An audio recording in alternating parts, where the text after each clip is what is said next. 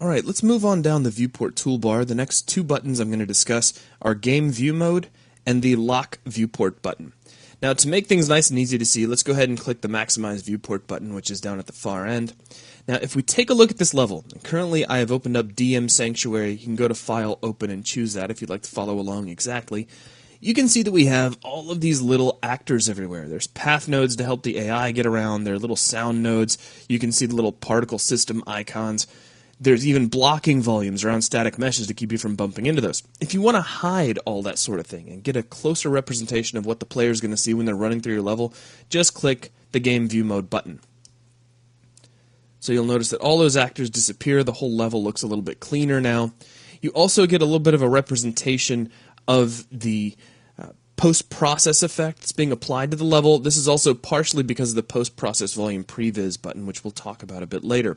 So that's really all game mode is here for. It's just a way to hide out anything you don't need to see and give you a much closer representation of what the player is going to see. You can kind of complete the effect if you also switch on real time along with it. So this looks very much like what the player is going to see when they're running around through your level. So I'll go ahead and switch that off. We'll get out of game mode, though I do want to mention this. If I select a static mesh, currently, I have the translation widget activated here inside the main toolbar, and I have a little move tool, or translation widget, that I can use to move this static mesh around. If you are in game mode, that widget disappears. So if you're clicking on things and you don't see your widget, this is one of the places where your eyes should cut to. You should quickly take a look up here.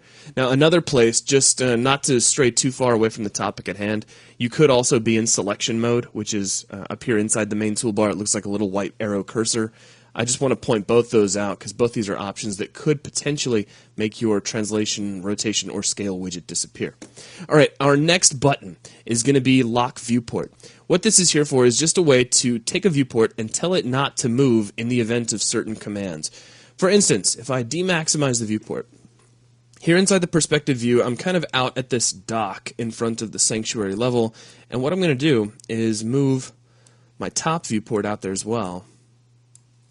So now they're both kind of out here in the same location. Now I can select one of these pillars, and here inside the top view, you can see that pillar. What I'm going to do is orient my top view so he's looking right at that. Now down here in perspective, I'm going to say, let's come all the way over here back to this kind of chapel area, and I'm looking at this static mesh. Now, what if I want all of my viewports to snap right here to this object, but I don't want the top view? The top view is exactly where I need it to be. I don't want it to move. I can use the Lock Viewport button to do that. And then if I move all of my other viewports, I can do this with the home key. So watch this. If I hit home, watch my upper right and lower right viewports. They all pop their locations just a little bit to get right where I want to be. In fact, to make it really obvious, I'm going to zoom into something way out here in the distance.